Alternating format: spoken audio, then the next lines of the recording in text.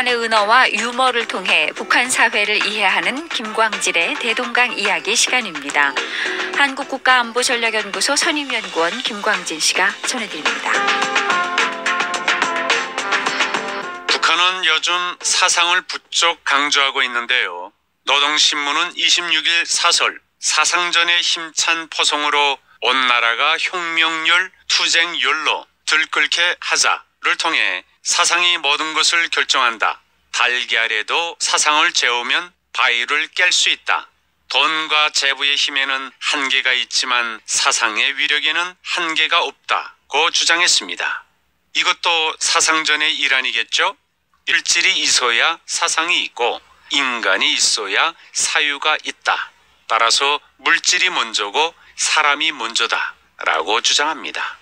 그러나 이렇게 세워진 북한을 실제 움직이는 주체 사상, 북한이 가장 앞세우는 사상전, 정신력은 철저히 뼛속까지 관념론을 표방하고 있습니다. 사람이 모든 것이 주인이라고 하지만 북한 주민 누구 하나도 자기 운명을 자기 자신이 결정하지 못하죠. 또한 겉으로는 인본주의, 사람이 가장 중요하다고 하지만 실제로는 사설에서처럼 물질보다 정신, 사상이 더 중요하다고 주장합니다.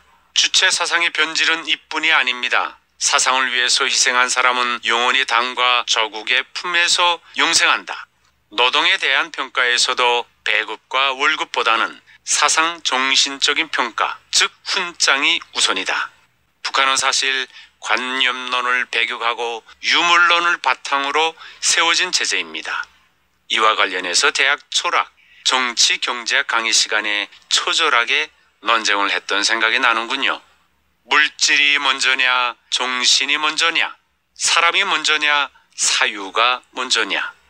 유물론적 공산주의 철학 주체 사상은 사실 생산수단, 사람이 먼저라고 주장하면서 탄생한 것입니다.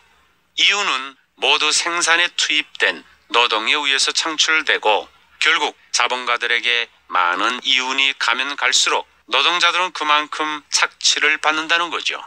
그래서 생산수단에 대한 소유를 없애야 하고 자본가를 타도해 프롤레타리아 독재를 세우는 것이 합리화됐고요. 결국 정신, 사상, 관념론을 배격하면서 물질이 있어야 사상이 있고 인간이 있어야 사유가 있다. 따라서 물질이 먼저고 사람이 먼저다 라고 주장합니다. 그러나 이렇게 세워진 북한을 실제 움직이는 주체 사상, 북한이 가장 앞세우는 사상전, 정신력은 철저히 뼛속까지 관념론을 표방하고 있습니다. 사람이 모든 것이 주인이라고 하지만 북한 주민 누구 하나도 자기 운명을 자기 자신이 결정하지 못하죠. 또한 겉으로는 인본주의, 사람이 가장 중요하다고 하지만 실제로는 사설에서처럼 물질보다 정신, 사상이 더 중요하다고 주장합니다. 주체 사상의 변질은 이뿐이 아닙니다. 사상을 위해서 희생한 사람은 영원히 당과 조국의 품에서 영생한다. 노동에 대한 평가에서도 배급과 월급보다는 사상 정신적인 평가, 즉 훈장이 우선이다.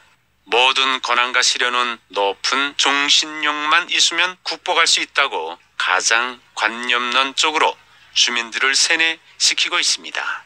아마도 경제난이 지속되고 현실과 구호의 차이가 심해질수록 북한은 더욱더 관념론에 의존하지 않을까요? 대동강 이야기의 김광진이었습니다.